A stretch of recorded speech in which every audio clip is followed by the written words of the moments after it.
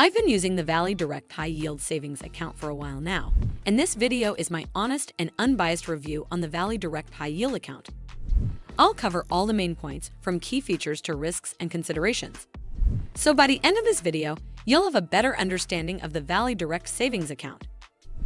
Valley Direct High Yield account offers a competitive option for savers with its standout feature of 5.05% APY for new customers.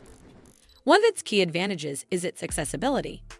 You can open an account with as little as $1, and there are no ongoing balance requirements or account maintenance fees.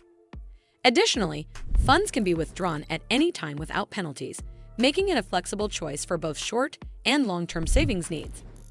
On the digital front, the account is integrated with a user-friendly mobile app, allowing customers to monitor balances, transfer funds, and track interest earned.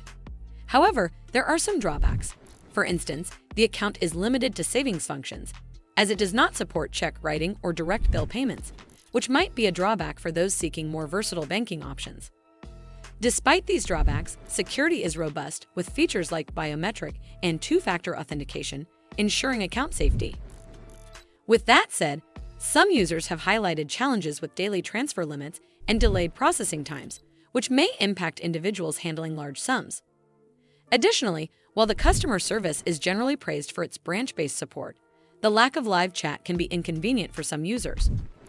Overall, the Valley Direct High Yield Savings account is a great fit for those prioritizing high returns and simplicity.